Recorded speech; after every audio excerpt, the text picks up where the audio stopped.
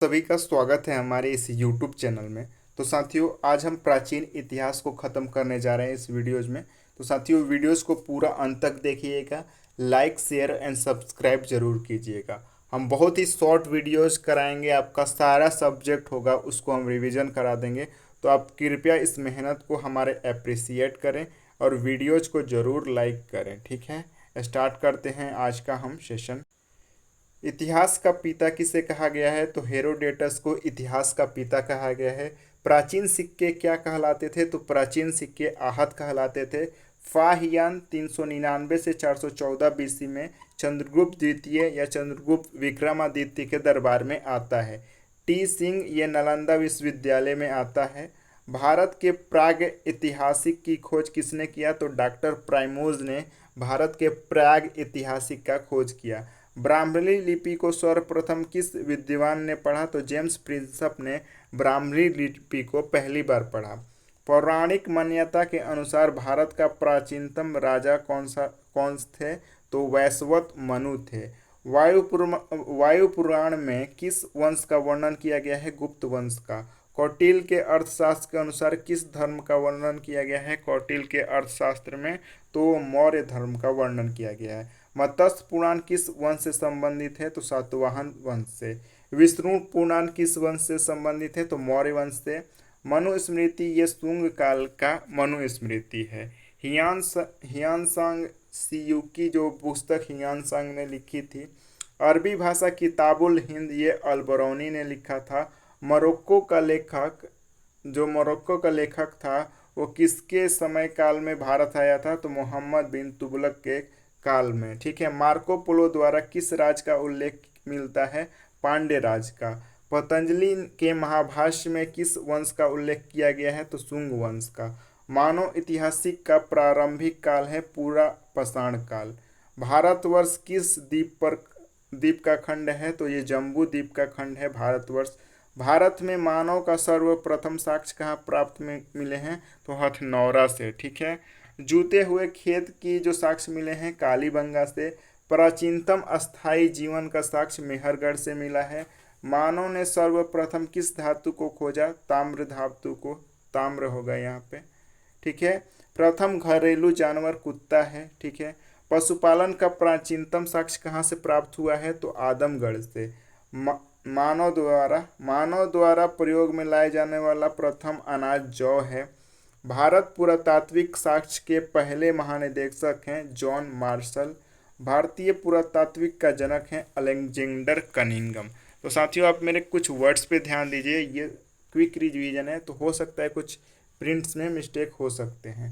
हड़प्पा सभ्यता 2500 से 1750 ईसा पूर्व। ठीक है। हड़प्पा सभ्यता किस काल से संबंधित है? तो सिंधु घाटी सभ्यता से संबंधित है। मोहनजोदड़ो का अर्थ क्या है? तो ये मृतकों का टीला मोहनजोदड़ो का अर्थ है। सिंधु घाटी सभ्यता के लोग मूर्ति पूजा करते थे। ठीक है। आइए अब देख लेते हैं कुछ महत्वपूर्ण जो तथ्य हैं उनको हम देख लेते हैं। हड़प्पा इस हड़प्पा इसका खोज करता है दयाराम साहनी। ठीक है। 1921 में हड़प्पा रावी नदी के किनारे है। हड़प्पा में अन्न के भंडार, कांसे की निर्मित खिलौना, गाड़ी, पारदर्शिक वस्तुएं, ये गरुड़ का चित्र, ये सारे मिलते हैं हड़प्पा काल से। उसके बाद मोहनजोदड़ो ये पाकिस्तान में स्थित है, लरकाना जिले में। इसके खोज करता है राखल दास बनर्जी 1922 में। मोहनजोदड़ो सिंधु नदी के किनारे है। यहाँ पे विशाल स्नानागार, पुरोहितों का आवास, महाविद्यालय, कांस्य निर्मित नग्न महिला की मूर्ति, दाढ़ी वाले पुजारी की मूर्ति यहाँ पे आपको मिलती है।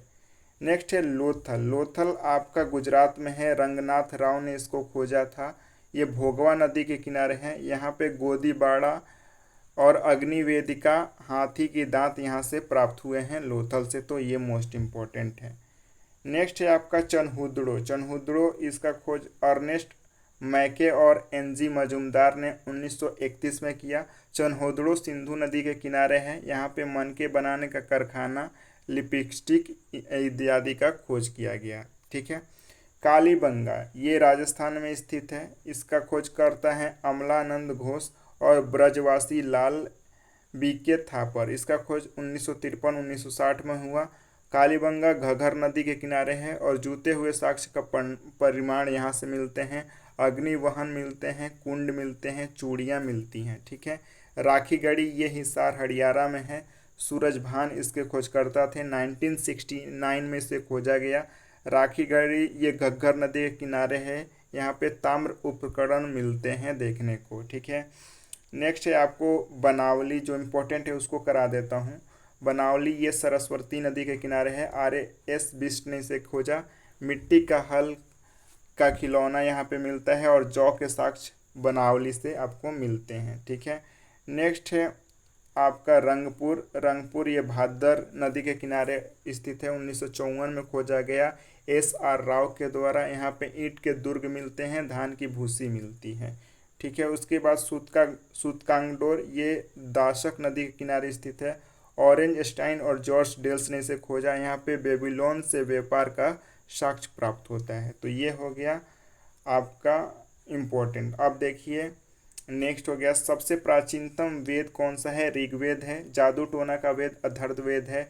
वैदिक काल में अस्कनी चिनाब नदी को कहते थे। वैदिक काल में किस नदी का सर्वाधिक वर्णन है? तो ये सिंधु नदी का सर्वाधिक वर्णन किया गया है। संगीत ये सामवेद से संबंधित था। संगीत वैदिक काल में गाय को अघन्या कहा गया है। ठीक है।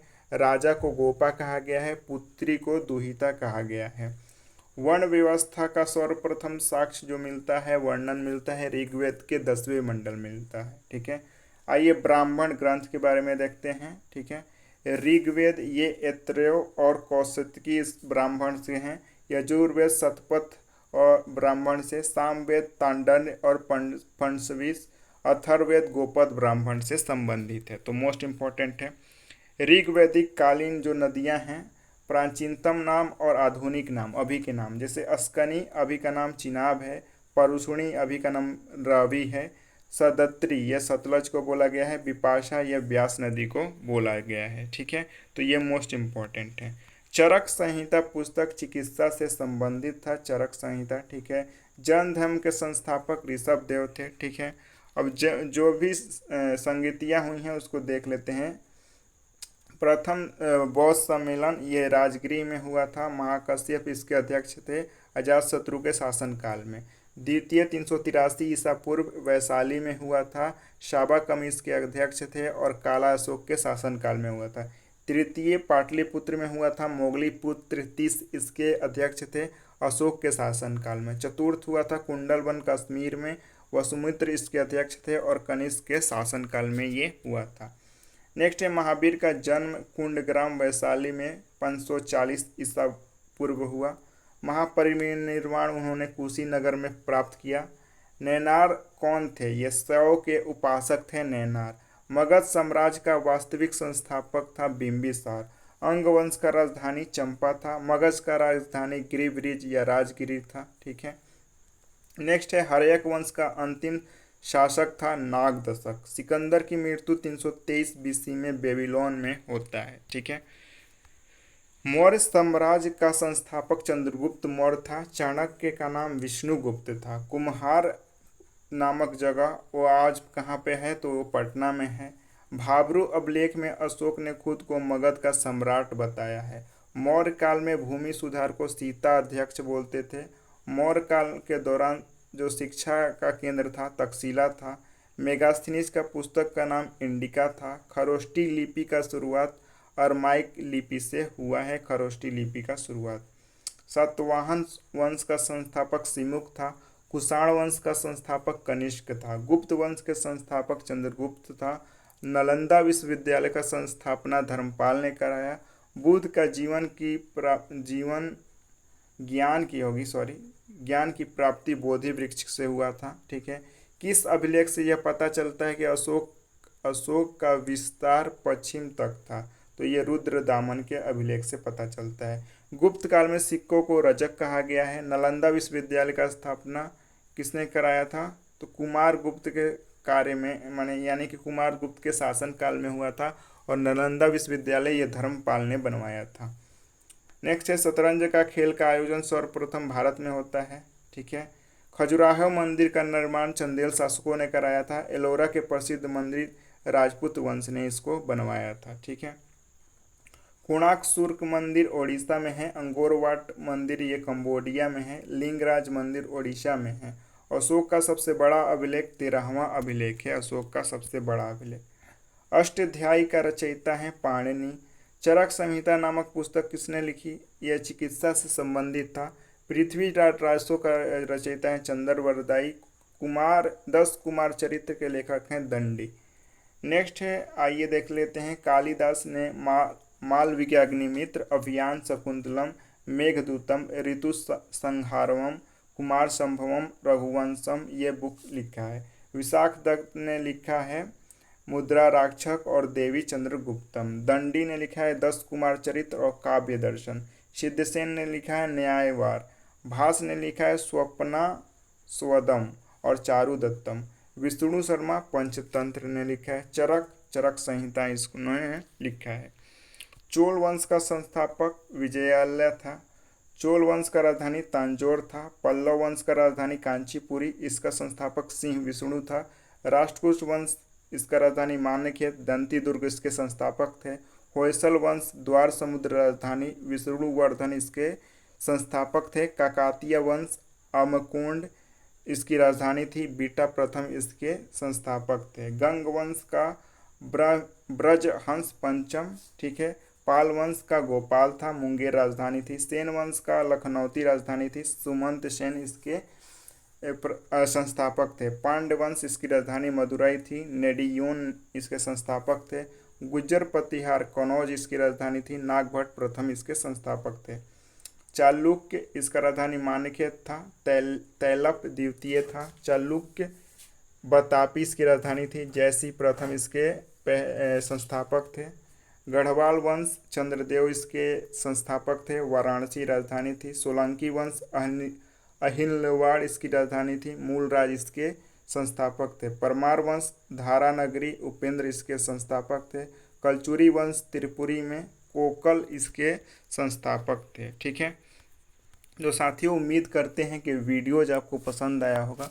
पूरा हम प्राचीन इतिहास के जो विषय वस्तु जो आपकी परीक्षा में पूछे जा सकते हैं, इस 12 से 13 मिनट की वीडियो में हम ख़त्म कर लिए। साथियों, हो सकता है कि मैंने जो लिखा है कुछ टाइपिंग्स में मिस्टेक हो सकती है, मैं मानता हूं, लेकिन आप मेरे वर्ड्स पे ध्यान दीजिए। आप बस इस वीडियोज़ को सुन लीजिए 2 से 4 बार और उसके बाद प्रैक्टिस कीजिए, आपका सारा क्वेश्चन सोल्व होगा। ठीक है। और जो भी हम बचेगा ऐसे ही हम मिडिवल हिस्ट्री, मध्यकालीन भारत और आधुनिक भारत का इतिहास को हम ख़त्म कर देंगे बहुत ही कम समय में। तो वीडियोज़ को आप ज़रूर शेयर कीजिएगा, लाइक और सब्सक्राइब करना ना भूलिएगा। आप सभी का धन्यवाद साथियों।